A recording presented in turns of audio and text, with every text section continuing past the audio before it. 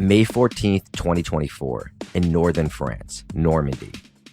It's a Tuesday morning in one of France's quieter regions, not known for its crime and chaos. A prisoner is on the move, being transferred after he's been sentenced to 18 months for burglary. It's a silly charge of sorts.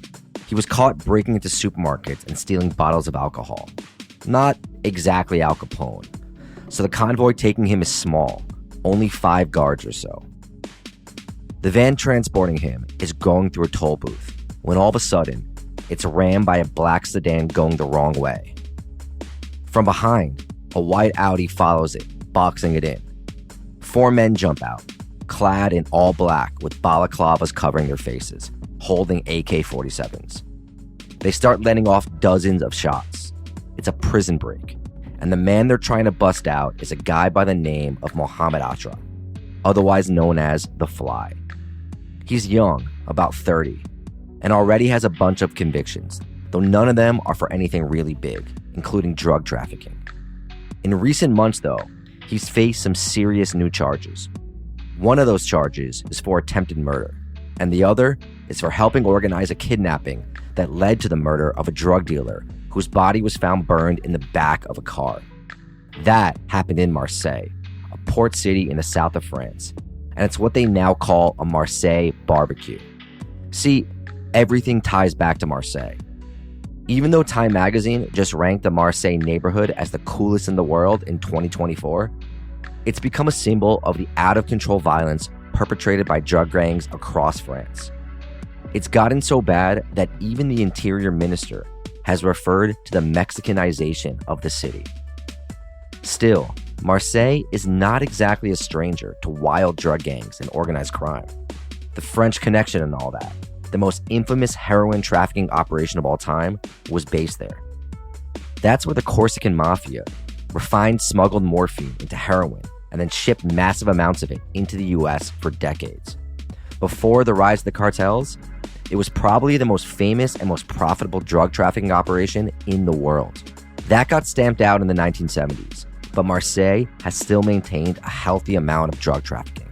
And the Corsican mob got replaced by French North African street gangs in the 2000s, more focused on retail selling than having a large international trafficking operation. Since then, the city has seen periodic outbreaks of violence shocking for European cities. Things now, though, have really gotten out of control.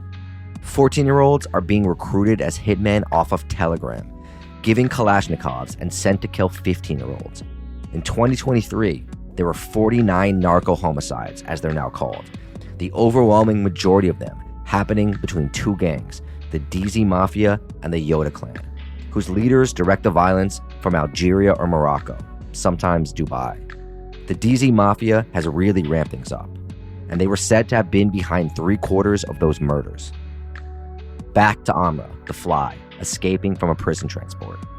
He's alleged to be only a mid-level dealer, independent, though with ties to a gang called the Blacks that fought a war against another gang in 2021 that saw 7 people killed just that summer. The Blacks are actually now battling the DZ Mafia, but we'll get to that.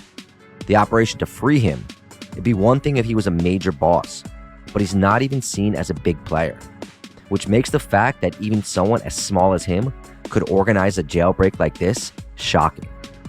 The operation is nothing if not professional. In a matter of minutes, 2 of the guards are dead, and the other 3 are wounded badly. And the Fly climbs into a Beamer to make his escape. As of January 1st, 2025, he's still a fugitive, and many suspect he's already hiding out in Algeria. He's been quiet, but the drug gangs of Marseille are as loud as ever. This is the Underworld Podcast.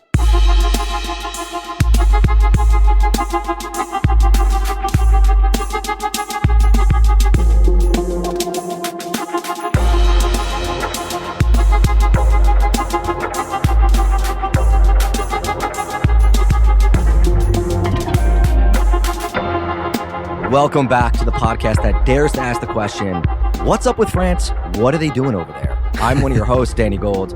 I'm joined by the other host, Sean Williams. We are 2 journalists that have reported all over the world on stories of crime and conflict. Hell, I think Sean is reporting right now. I don't even know what country he's in. And every week, we bring you a story from the world of international organized crime, of past, present, and future. Cautionary tales from cautionary tales, I like to say. As always, bonus episodes on patreon.com/underworldpodcast or sign up here on Spotify or iTunes. It's that easy. Underworldpod.com for merch. Some great shirts over there. And the underworldpodcast at gmail.com for tips, story ideas, anything else you want to say over email, monetary offers, if you have a place in the Caribbean for me to stay for a month, things of that nature, etc.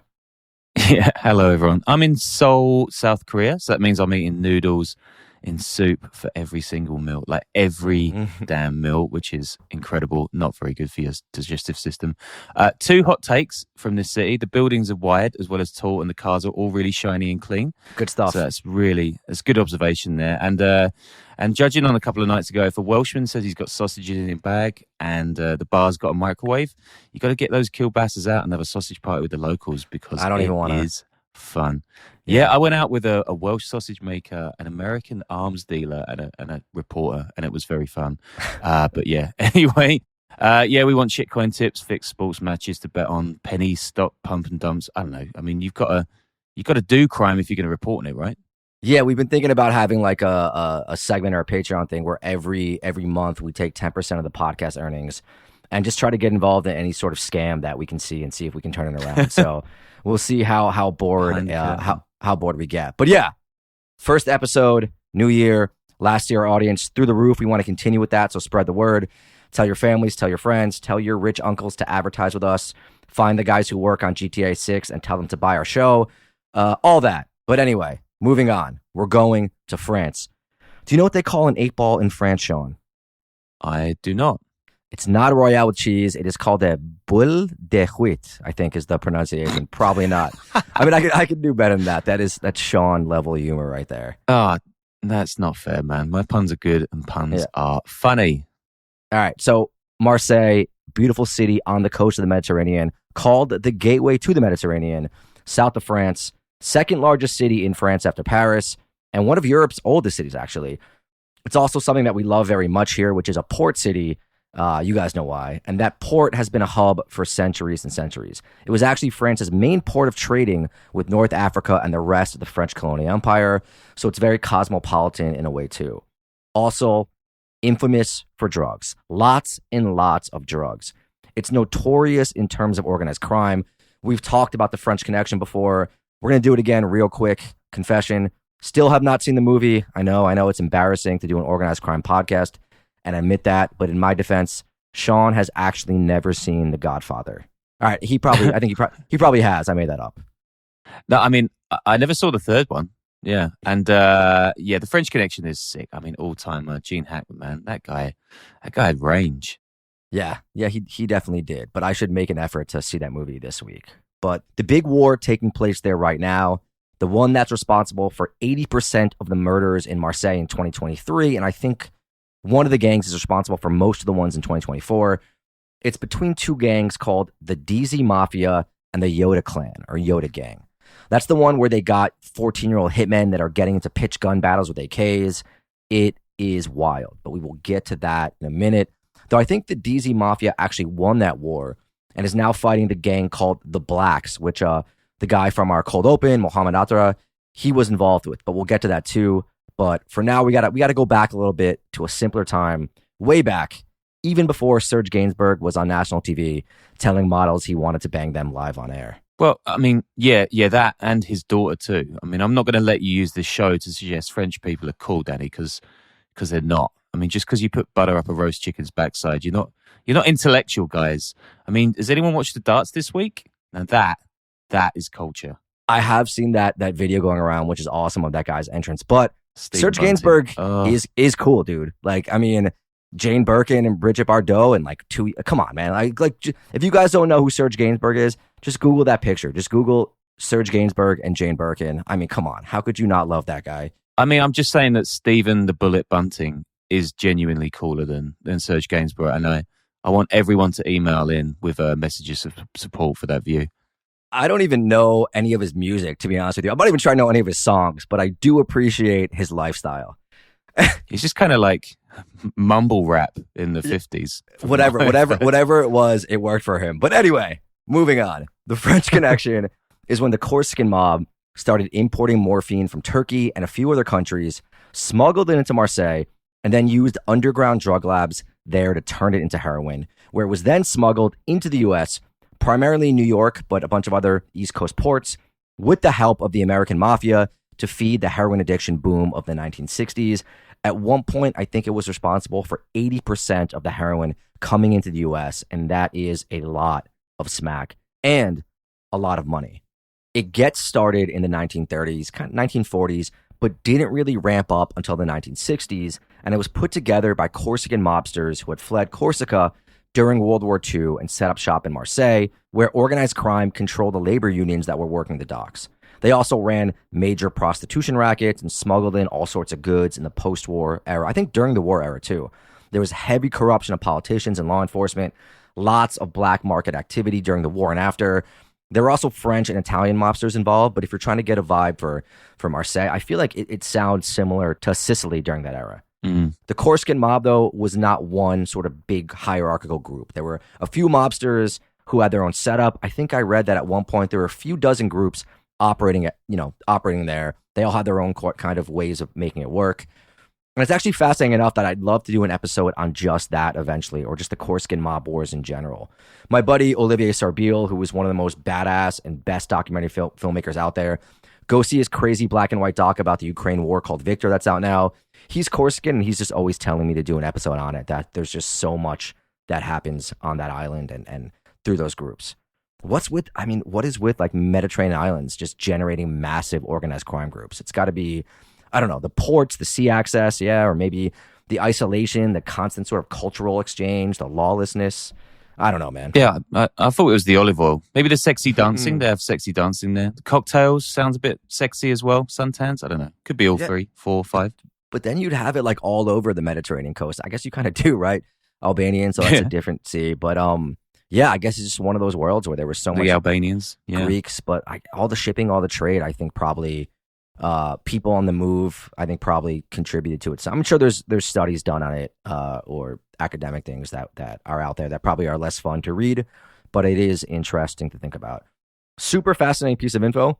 One of the main, if not the main players in the French Connection during the 1960s was a guy named Jean Jehan. And it's alleged by the guy who made the French Connection, the movie, that the French police gave him a pass and didn't want to arrest him because he was a big player in the French resistance and fought the Nazis. And I don't think he was ever spent a significant amount of time in jail and died of natural causes, which, maybe it should give you a pass to move a little H if you've killed a few Nazis, Yeah, fair.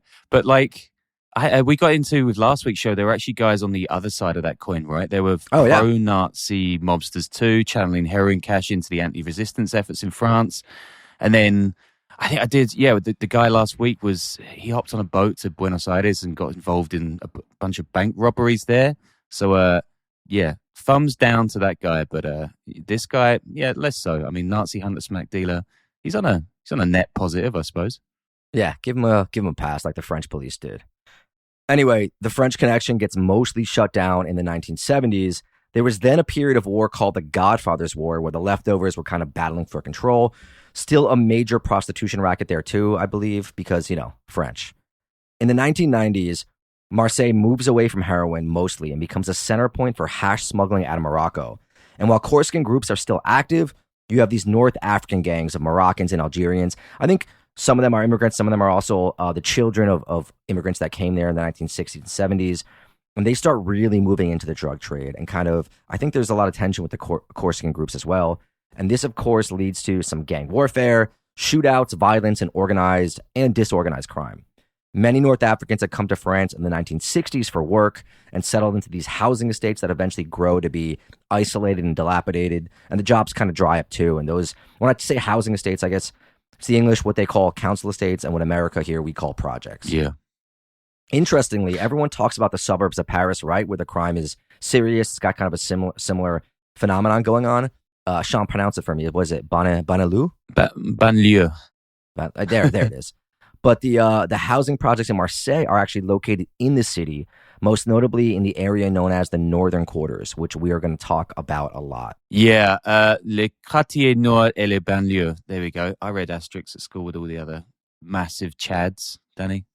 Yeah, I mean, your pronunciation is always spot on, bud. Just a man of the world, unlike me. So yeah, those gangs coming up. This new wave of organized crime begins to emerge in Marseille, fueled by the rise of hash and cocaine becoming the drugs of choice in Europe. These aren't like the elegant mobsters of the past. They're not sipping espresso in a corner cafe. These are young street-level dealers. Although I guess those guys were pretty brutal too, even if they did, wear cardigans and eat croissants and like drink espresso on the street. Still do the same kind of stuff. There's actually a fascinating movie called Un Prophète. It's a French film that shows this interaction and this kind of changing the guards between and battling between the old school Corsican mobs and the new North African gangs. I don't even know if it definitely takes place in Marseille. It might be elsewhere in southern France or even in Corsica itself. But either way, it's a great movie. Definitely look it up and see it if you haven't. But yeah, most of these gangs now battling it out in Marseille, they're not Corsican, right? They're mostly North African or of North African descent, some West African. And now one of the guys who had tipped me off to the story was sending some stuff about a Nigerian gang that was making moves there that I think was related to the cult, Sean, that you did one of our earliest episodes about. Yeah. So apparently they're establishing a presence there as well, but I think they focus mostly on the sex trade there. And, these gangs, a lot of them come out of these neighborhoods, the Northern Quarters, which is home to those big housing projects that are these really rough, kind of poor, marginalized areas. Yeah, there's like a massive wave of Algerian immigration to the city and to southern France generally when they had the civil war in the 90s, which was really, really super rough. I think there's 150,000 Algerians in a city of 1.5 mil, so that is a lot. Yeah. The guy who lived in Marseille who reached out to me to chat about this story, he was saying in the south of Marseille, very different from the north. It's beautiful. It's on the water. It's hip. You don't even really feel the drug wars and the violence going on. He was saying the guys like in his neighborhood, like they're clueless. They have no idea what's going on up there. And in fact, Time magazine just named a neighborhood in Marseille as the coolest in the world right now. So I guess there's that. Yeah, damn. Sorry, Marseille. You're now going to get Aussie baristas with like line tats and perms. Game over. Yeah, just the outflow from Berlin right now when they realize thank God. Have that in warmer weather. But yeah, beginning in the 90s, 2000s, you had the emergence of these new gangs. By the late 2000s, there's already these reports about the out-of-control gang violence in Marseille. Though, interestingly, in 2005, when there were riots all over France that started from, this tension that these communities had with the police, and I think a couple kids got electrocuted when they were hiding from the cops, and that kicked off, Marseille was basically completely quiet because no one wanted to mess up the flow of the money, and they had such control over the neighborhoods. There's this shooting in November of 2010 with AKs that kills a 16-year-old and wounds an 11-year-old. And the Washington Post that December, they marked that as the, quote, discreet drug wars of Marseille getting blown open. Though I don't know if they were ever really that discreet. It was the 18th killing that year between what they call the hash gangs, which, again, that's a lot for a European city. I feel like European cities don't usually see that much violence, especially that much gun violence. In 2013, you've already got France 24, one of the main news channels in France, I think, if not the main one, doing debates on how the gangs are completely out of control and politicians are calling for sending the army in. I think during this initial battle that year, 20 people are killed in 9 months. Again, a lot for a European city. Interestingly, there, then and now, the primary moneymaker for the gangs is hash, though I thought it was going to be cocaine. There is a lot of cocaine. I had assumed these were kind of like big international traffickers, more like a transshipment point, sort of like the Corsican mob in terms of where the weight was moving. But the battling is mostly over point of sale spots in this city. They're fighting over retail sales. It's reminiscent of the crack wars in New York, like in the 80s. So this is domestic kind of turf wars rather than big time cartel stuff. I mean, are the Mexicans there, those kind of groups? No, I think they have deals with South American groups to move cocaine in there. But yeah, it's domestic turf wars that's causing this violence. It's not about international shipping routes. I don't mean international, like obviously stuff is coming into France, but it's not coming to France to then flow a ton of other places outwards. Like it's not that sort of war, right? It's literally about hand-to-hand sales, which is interesting. The hash is generally sourced from Morocco. Obviously, some of it actually is smuggled through Spain. and then comes in from Spain into France, which I thought was surprising. I thought it would all come across the border. The cocaine obviously comes from South America. It gets to Marseille in shipping containers or through the port. There's also apparently a lot of people from the French Caribbean or French Guiana that are muling it in on their person. But there is connection to Colombian cartels. You've got Albanian gangs acting as wholesalers. There's some West and North African gangs as well, and all that sort of stuff. And obviously, really powerful North African gangs that are involved in that sort of Mediterranean trade. In 2021, there's a war between two gangs. One is known as the Blacks, which we mentioned in the cold open, and another is either known from or I guess they're from an area called Les Olivers. And I couldn't find much more on them, so not sure if the name is accurate. Whatever the case, 7 people are killed that summer, all with AK fire. And they're fighting over a sales point that was bringing in 50K a day. So that's 50K euros. So there's money there, right? And the Blacks are called that because they're made up of immigrants from the Comoros Islands, which is an island in East Africa that was a French colony until 1975. And the Europeans, they're just not PC, bud, when it comes down to it. No, I'll give you that one. I mean, interestingly, the Comoros is right next to Mayotte, which is still, that remained the French department despite the Comoros becoming independent. And they had a ton of gang violence erupt a couple of years back, machete attacks, like quite a few killings, not pretty stuff. I think the French might have sent in the gendarmes as well. But what is pretty is that gives me a chance to talk about one of my favorite subjects, which is the mad French Cup in soccer, where there are these overseas territories, right? Because the way France worked, they're literally counted as a part of France. So you get like 3rd and 4th division teams, barely even professional, flying all the way from Paris to like Martinique, Tahiti, French Polynesia, Mayotte for a domestic cup game. I mean, that is a decent away day, although I don't know how the teams afford it or how it even works. But yeah, interesting. Yeah, I mean, it certainly beats, flying over to like Birmingham or something. But okay. Here's how the BBC described it in a 2021 article. Quote, according to the writer and expert on Marseille's poor northern neighborhoods, Philippe Pourreau, the killings in Marseille are always over sales points. The big bosses slug it out in Morocco or Spain. Here on the ground, the drugs retail has been subcontracted out, and it's teenagers doing the work. This is also when the media and law enforcement start talking about how young the kids are that are doing the shooting. One interesting fact about this is it's not just young kids from Marseille. The gangs are actually recruiting from all over France, posting up basically want ads on Telegram and on Signal. It's like a summer job. This is another quote. It's like a summer job, but they're much more vulnerable than the local lads because they're so isolated, an investigating magistrate told Le Monde newspaper. Les lads du Marseille. I love that. Yeah. These kids come there, they get food, they get housing, and they post up.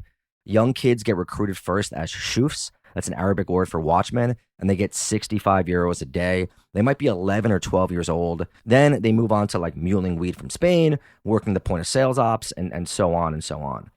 But it's interesting that they're recruiting these kids from outside of Marseille. That's part of it, right? Because you see people talk about this and they mention the marginalization of these communities, the racism, the poverty, the lack of opportunity in Marseille, which it's all true, right? These are real phenomenons. But you have to kind of acknowledge that some people are making a choice. Some of these kids, these young people, they make a choice, especially if these teens are getting recruited from outside Marseille. Or like this killer we'll talk about who came from a middle-class family.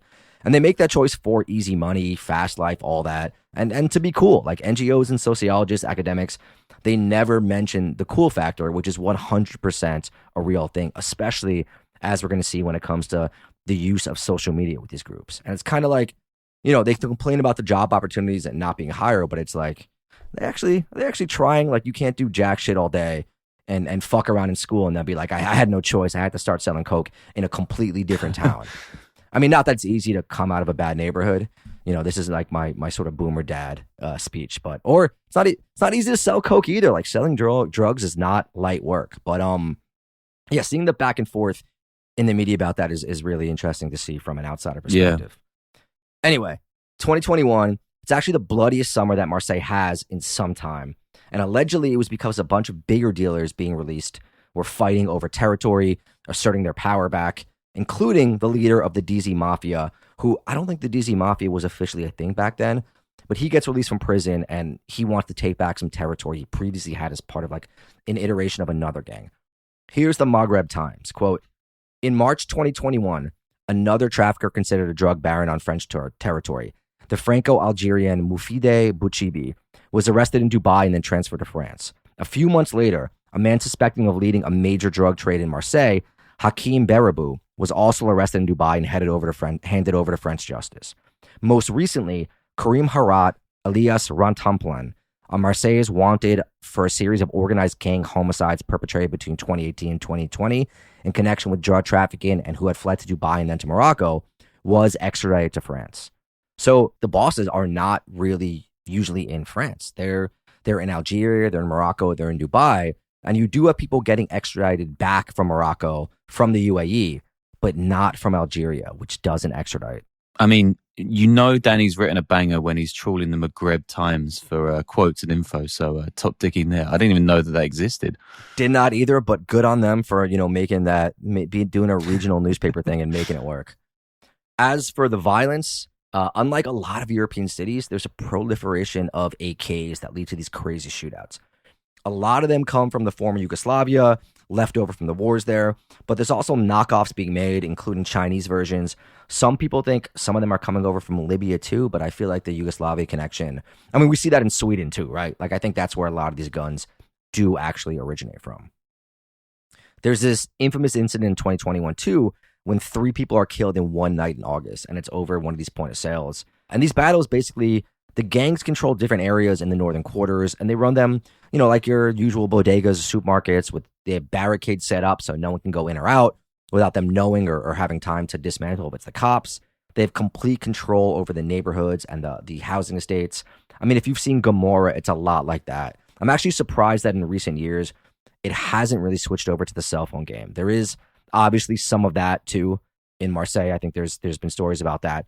But it seems like that sort of delivery service method is what most big ops are doing elsewhere. Yeah, I mean, this feels like something the cops should look into. But I mean, I guess they're all on strike or necking wine or grabbing people's bums or whatever French people do. French police do. I mean, people do that. They do, and we'll get into that. But like, they do some pretty harsh raids, and like they bang heads. I mean, the French police are generally, we make fun of the French a lot, but they don't mess around, man. Like, they get aggressive, sometimes too aggressive, but like they knock heads. And it just seems like they've either given up or they're not. There's some good documentaries out there on it that I was watching on YouTube where they got to embed with the French police for a day. And yeah, it's one of these easy back and job forth. for a journalist. It's one of these big. No, I mean, I forget who made it, but it was like one team was with the French police and one team was with the dealers who love publicity, which is great. Oh, that's cool. But yeah, these point of sales, man, they can bring in 25, 50, some even 100,000 euros a day. But again, I assume that's revenue, not profit. But still, I mean, they are making money. All right, let's go to the origins of this war that kicks off in 2023 that I was talking about. It's at a nightclub in Phuket Island, Thailand, which, if you're talking Thai islands to go to, not my first or top 10 choice, but still nice. There's 2 men from Marseille in their early 30s, and despite them each being the head of a different major drug clan in Marseille, they're having drinks. Some sources have said that they once worked together, that they grew up together. One of them is named Mehdi, but everyone calls him Tik, and he has a brother he had worked with that everyone calls Tak, though Tak is still in the midst of a long sentence for murder. Tik heads up the DZ Mafia, which is just taking off at that point, and it's made up of Algerians and French Algerians.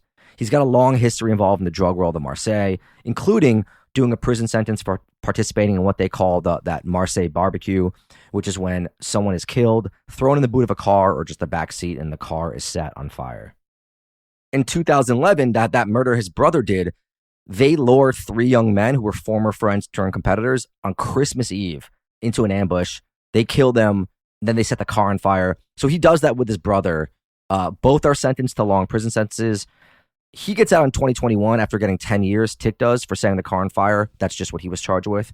His brother is still serving a 25-year sentence for pulling the triggers, which seems light for a triple murder, but Their family, they grew up with a dad who was a truck driver, stay-at-home mom. He was first arrested at 12, though he gets into acting, was actually like a teen actor in 2 movies, one in 2002 and one in 2008.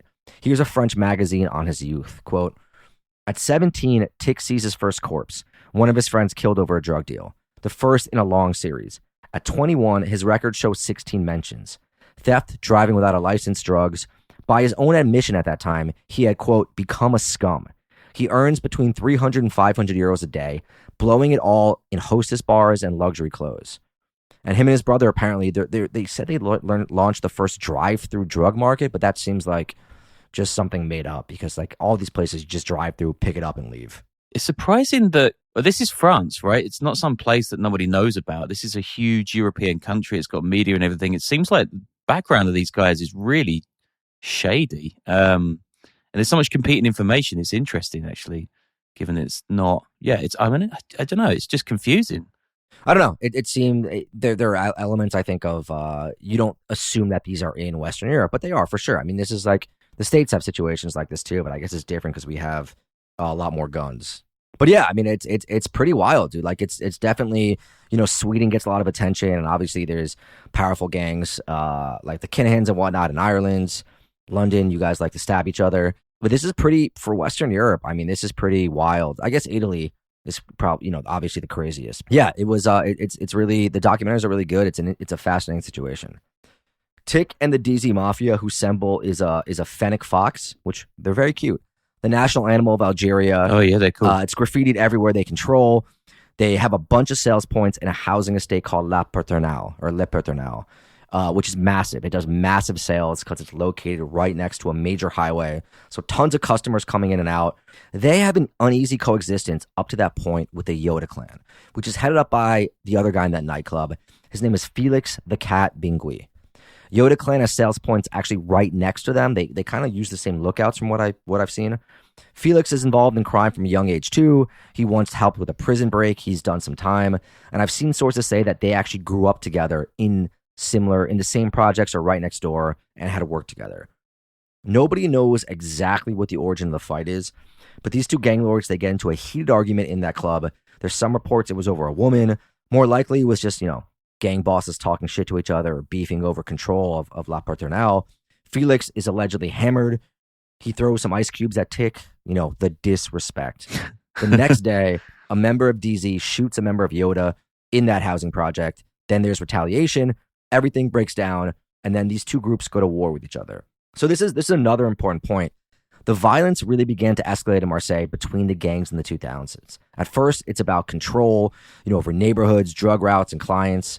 But the profits soon grow, and these rivalries, they turn into like blood feuds. Entire families are drawn into the conflict. Marseille becomes famous for like the settling of scores. You keep seeing this word, the settling of scores, mentioned over and over. Vendetta is also tossed around. So on the one hand, it is about control over the drug trade. But on the other hand, it becomes about like bravado, toughness, revenge, image, retaliation, all the fun stuff that leads to success. So they're not just like these like drug gang murders, right? They start to become public murders. They're broad daylight. People are ambushed in their cars, gunned down in cafes, shot outside their homes, bodies set on fire. And then there's these graphic videos that are uploaded in recent years to social media for bragging rights. Dozens get killed in the war in 2023, including 12 in 1 month. Oh. These guys battling it out end up being responsible for 80% of the murders and attempted murders in Marseille. I mean, this is like, it's not Latin America numbers, but it's pretty wild for anywhere in Europe. Even in the States, this would be like which has a much higher murder rate. Between two gangs, like this would be pretty serious. There's footage of people just rolling up in the middle of the street jumping out with AKs, just letting off shots. 49 people are killed in those wars in 2023, which feels like a record high, like I said, besides for like Southern Italy, for Western Europe. Yeah, that is a huge number. I mean, I'm surprised it didn't get any media in the UK or the US, actually. That's like really interesting. So it did. I mean, there is a healthy amount of media about this, articles that you'll see either English language, French stuff, or in like some of the UK papers and the US papers. Not a ton of in-depth stuff, but there's like short docs on it and things like that. So people were talking about it. It was getting attention. You know what I just realized too is that, I've been looking into doing an episode on the Great Nordic Bike War. I think that had a ton of like dozens of murders as well. So these things do happen sporadically. But yeah, the Marseille situation seems pretty wild. Some of the more incisive French media, they're writing about how this is a war of teenagers on the street and how the bosses are all abroad. Like I said, in North Africa or Dubai, calling the shots while collecting money hand over fist while really not being under too much threat. And nearly all of this violence takes place in the northern quarters. they've been deprived of resources, they're run down, and they're basically run by the gangs now. Think lookouts and track pants, shooters on the back of scooters, crossbody bags, mostly first and second generation kids from North Africa in these rundown housing projects where they have these garbage bins or concrete structures that say who can come in and come out. They have the menus for what they're selling spray painted on the walls. It's pretty visually interesting. It would be great to do a documentary there. Here's how a French crime reporter describes the current Marseille chaos to the Times of London. Quote, he described the Uberization of the drugs trade. In the past 5 or 6 years, traditional gangs with well-defined hierarchies have largely disappeared, and the wholesalers have recruited teenagers to do the high-risk street dealing, Pujol said. Like delivery workers, they earn little. There are about 50 wholesalers in Marseille and 200 across France. They never get directly involved in street dealing. They arrange things so that the kids who do it are constantly in their debt, so they're always desperate for quick money and prepared to use violence to grab a patch of territory where they can sell. It works a bit like a franchise system. It's kind of similar in a way to county lines in the UK as well, but it sounds a bit more heavily structured. I mean, also, I was just wondering, because all this stuff's coming from the Rif, is it the Rif Valley or the Rif Mountains, right, in Morocco? And we did a show on Ridwan Taghi and like the Dutch Mafia, and then the Kinahans are involved there as well. Is there no fighting like south of the Med over this stuff? Because it feels like there must just be so much of this hash coming out of town, but I would imagine these groups are fighting down there, but maybe they're not. Maybe they're just happy to keep the fighting going on the other side of the ocean. That's a really good question about how it goes down in Morocco. I'd be interested to learn more about that. The Moroccans also don't mess around, right? Like the government there does not mess around. So I don't think they would tolerate a lot of violence of that nature. They keep things, I would assume, under wraps, and they wouldn't mess around. I don't think the protections that exist for civilians, not civilians, but people in the drug game, like in Western Europe, exist there. You know what I'm saying? Yeah. Like I figured they go hard. So maybe it's better to keep things under wraps while you're over there. But I'm sure, there's still, I think even in the Taghi story or some of the other ones we've done about those gangs in Belgium and whatever else that have connections to Morocco, there were hits there, here and there, killed there. So that'd make for a good episode, dude. You should look into that. Or not. I don't know. Yes? Yeah, sure. I'll do that. Yeah. All right. It's estimated that the drug trade in Marseille brings in $350 million a year, and it all gets washed in local businesses, in the city bakeries, restaurants, laundromats. But that is a lot of money, And what's that book where the sociologist claims that corner boys make less than minimum wage? I forget what it's called. It's someone in Chicago. But apparently in Marseille, the choufs can start at like 65, but they can get up to 150 euros a day. Choufs, I think how you say it. But like 300 euros to be a street dealer, 400 to be like one step up. That's not a bad payday. It's a pretty good one to just. Yeah, that's all right. Yeah. That's all right. And the contract killings, right? Let's get to those. They actually have high rates. There's a very famous story of an 18-year-old named Matteo F., who was from a middle-class family. I think he was actually Corsican. And became a top hitman, though really they're more just like shooters, And this comes from a new book by 3 French journalists that just came out. It's focused on the teenage hitman of Marseille. And Matteo F. allegedly did 6 hits in like a month or two and made 200,000 euros, or so he claims. Here's France 24 on it, quote, Matteo is the embodiment of a new generation of hurried, uninhibited, no-holds-bar hitmen, write the trio of journalists. They are teenagers galvanized by extreme violence who think they're living in a video game but shoot live ammunition. Apparently this is a real big thing these days, right? Young guys acting like they're in one of the video games they're playing all the time, like that Luigi, was it Mangione or whatever, the CEO killer and his silenced gun. Apparently that's like pure video games. Folks think that a suppressor is better for a street hit, but it's the other way around, right? Because if you blast somebody with a loud bang, the witnesses are going to hit the deck, they're going to run away, and you probably won't end up chatting some girl up and then getting shopped in at a McDonald's a few days later. I'm just saying. I haven't seen the video game thing about him, but yeah, like, look, I'm going to go on another like boomer dad speech, but like, yeah, this stuff has an influence, like, we can admit that now, like video games, obviously, movies, like even me, like if I'm in the gym, dude, and like Finito comes on, I'm like, I was born in the 80s. I am not doing any street crime right now, but I'm just like, dude, I want to leave here and just like shoot up a bodega window right now. Like you get hyped up, you know? And I think I don't consider myself an impressionable youth, and even I start like getting amped up. So I imagine like it does have an effect. And like you can see it too in social media and like these kids posting this stuff. Like it's just a fact. Yeah. But you know, definitely. I mean, I shouldn't have played Wolfenstein before I moved to Germany. That made for some uneasy interactions on the street. But yeah, man, I take your point. That game ruled, dude. All right, so Matteo F is hired by the DZ Mafia, and he clearly did not listen to this podcast because he gets all this notoriety because he would post his hits on Snapchat and also post Snapchats of himself bragging about all the hits and the money he was making. He is, for lack of a better word or term, a complete fucking moron. Here's France 24 again. Quote, instead of fleeing the scene after his first killing, Matteo took the time to film his victim's bloody body, front and back, set his car alight in plain sight of a residential block, and then post the gruesome footage on Snapchat, complete with soundtrack and the DZ Mafia signature, after the clan that hired him. And here's the crazy thing.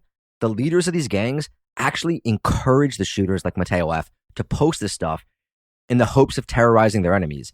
And not just encouraging them, they pay them more if the stuff goes viral. A police source told the local paper that the shooters can actually double their pay if the video goes viral, if it gets more attention. Quote, the greater the buzz, the higher the pay. Yeah, remember to follow our Insta and TikTok, guys. Yeah. So, I mean, what that means is also there's like a lot of solid French TV news reports and documentaries because these guys give pretty insane access because they're kind of morons, you know? But I guess it's working for the DZ Mafia, but still, it's like, I don't know. Matteo was first arrested for killing a 15-year-old and a 16-year-old. And the average age of the hitmen in Marseille is usually between 16 and 20. And like some of the dealers, they're often just recruited from outside the city. There's another absolutely insane story involving a 15-year-old hired by the DZ Mafia, but we'll get to that. That's a little tricky. We'll get to that in a second. To target the blacks, who, you know, the gang we mentioned a few times, and from that war in 2021. The DZ Mafia has mostly won that war against the Yoda gang and are now at war with the blacks. But there's this 15-year-old he's hired to set fire to the doorway of an apartment where a member of the blacks lives. He's given 2,000 euros to do that. But he gets caught in the act by 30 or so gang members of the blacks, and they stab him 50 times and set him on fire. The whole thing they post on Snapchat. So DZ then hires and sends a 14-year-old to take out like one of those gang leaders who had killed the 15-year-old. And he's in like a Bolt car, like an Uber, heading there to get revenge. And he thinks he sees one of the guys that he's supposed to kill. So he tells the driver to stop. The driver refuses, and then the kid shoots and executes the driver.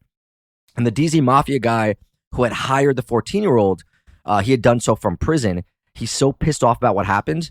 I think he's pissed off that his hit got messed up, not that the guy got killed. He then calls the cops and gives up the kid, telling them that he had hired him. I mean, this is wild stuff. Yeah. And I think there's a reason politicians and pundits in France have started kind of talking about they're referring to it as the Mexicanization of Marseille, as they call it. And, you know, one of the Marseille state prosecutors has said that the killings are, quote, characterized by extreme cruelty and a complete lack of humanity. Another prosecutor said he has warned that the city's drug lords are recruiting young boys to kill without any remorse or reflection. Yeah, this is insane. This is mad. Yeah, dude. It's kids these days, man. Am I right? So, so like, where are the police in all this? I mean, they do get aggressive. There's raids and all that. There have been raids periodically over the past decade and a half. Lots of arrests. They ramp it up, but of course, there's other accusations that they've long abandoned these neighborhoods, that they don't care because it's poor kids killing poor kids, that sort of thing. And it's a pretty common catch-22, right? Some media is going to report that the residents say the police are too aggressive, that they're harassing everyone. Others going to say that the residents are complaining the police do nothing. They leave the residents to fend for themselves. Yeah, I was watching a middle-aged woman speak to a reporter for France 24. Some doc they did in 2013, and she's saying, quote, they provoke us, that the police, the kids are all right, the problem is the police. And then a few years later, you know, there's an NPR interview with a filmmaker who grew up there, and he's talking about, you know, the police have given up, it's become a no-go zone for them. He does also talk about, like, the unemployment and the misery and the sort of parallel economy that's taken over. And then there's this from The Guardian in July 2023, talking about French police conducting raids too aggressively or at the same time abandoning it. I can't even remember which. Quote, as questions mount over levels of racial profiling by French police in the wake of the shootings in Nateri, Marseille serves as a warning of what happens when the police lose control or abandon a community. More broadly, it is seen as a litmus test for France. If its most multicultural city can foster vast Muslim enclaves viewed with broad suspicion or hostility by the police, then what hope is there elsewhere? So, it's one of those things, like, obviously everyone just wants good policing, right? Or I think most people, but I don't know, man. I used to, when I did a lot of crime reporting in New York, and you'd be in, like, housing projects in, like, South Jamaica or Brownsville or East New York, like, notorious housing projects where you'd have a lot of kids, like, 15 to 30, 15 to 35, and everyone's like, the police are here too much, blah, blah, blah. And then you'd have everyone over 35, which would be like, please, we need more police here. Please send us more police. So there's always a sort of mixed bag with that. I mean, the French thing is hard for me to suss out, having never been there and just gotten it off media. But it does seem like they do crack heads, right? But is it enough? And obviously the answer isn't always going to be just aggressive police activity. It's got to be resources and job opportunities and all that. But those are not things that come about easily. So it's well, I mean, this is the kind of, sometimes the media tells on itself a bit as well, right? Because this story in The Guardian is like, racial profiling after the shooting in Nanterre, which is a part of Paris, which was a completely separate issue. And then they've wound it into the story about drug crime in Marseille and Islamophobia or something. Like they're the ones kind of lumping all these things in together.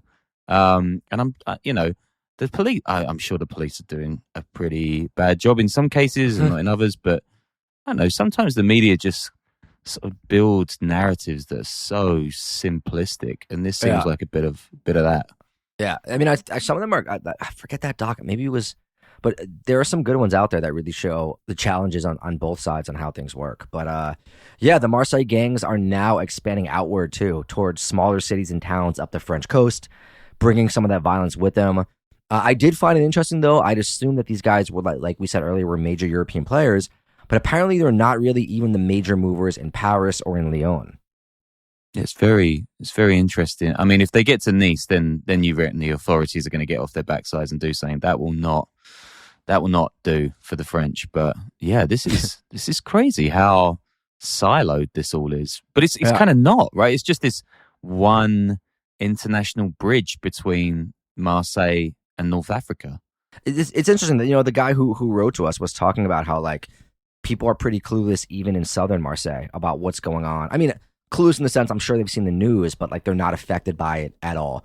People just buy their yay off the guy who comes with a scooter or like an Uber and whatnot, and that's it. So yeah, I don't know. It's fascinating, but a bunch of the kingpins and clan leaders have been indicted recently. Some even convicted in absentia.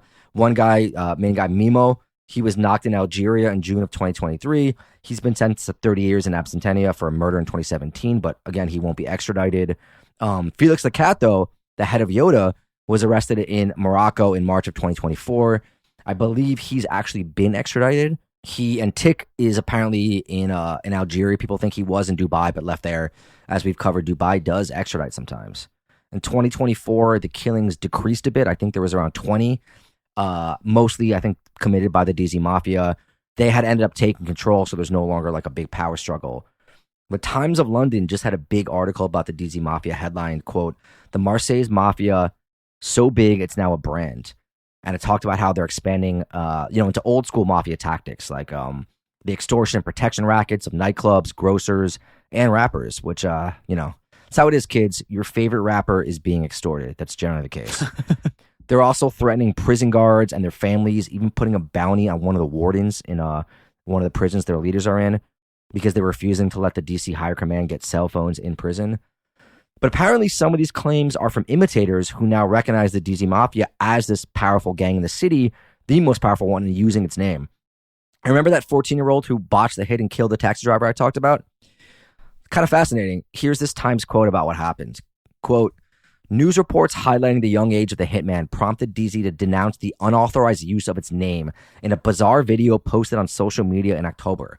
It showed 15 masked, black-clad men flanking their leader, who appeared behind what appeared to be a makeshift altar covered with a white sheet inscribed with the words DZ Mafia in block capitals. The gang boss, who was not named, denied ordering the 14-year-old to carry out a killing, saying DZ had enough of its own men, vehicles, and resources to act if we had to. Rather than disavowing the use of violence, it's a funny thing for journalists to write in this story, he objected to the gang's image being tarnished by association with such an amateurish episode. Like, why? Well, I just caught that. Like, what would they think the drug gang is going to be like, look, we don't support violence, so this is wrong. Like, what do they rather disassociate the use of? I don't know, man. That's hilarious. Yeah. But yeah, claiming the killing of a civilian was done by someone not in the gang, even though the gang or someone claimed it was. It's kind of an old tactic, so who knows whether that's true or not. But apparently these Shout days, out to freelancers. yeah, the DZ Mafia, they celebrate every $1 million they earn with fireworks, big fireworks displays. And as of November 2nd, we're said to be responsible for most of the 17 murders in Marseille's narco homicides, as they're calling them, in 2024. And it's now expanding its operations into Brussels, so it's moving into that international corridor. And there are 3 street-level dealers currently in prison in France who order the hits and give directions over smuggled cell phones.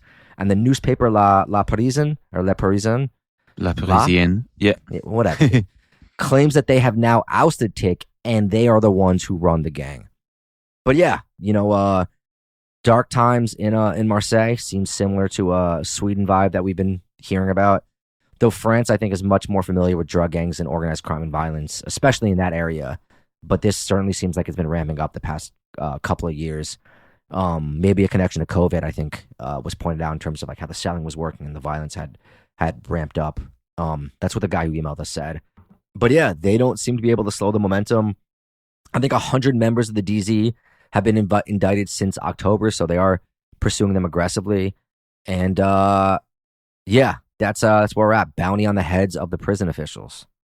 Yeah, that's crazy. What a shit show. And yeah, feels like saying the police should probably try to sort out a bit more in the future, but who knows? I'm not French, neither do I want to be or will ever be. Yep. Should I just go to southern Marseille for the winter and then set up shop there instead of trying to find somewhere in like Mexico? Yeah, but only if you get like a knockoff Louis Vuitton like side bag. That would be sick. Yeah, I'd be on it. Yeah, patreon.com/The Underworld Podcast for more episodes. The Underworld Podcast at gmail.com. Yeah. Underworldpod.com. And thank you for listening.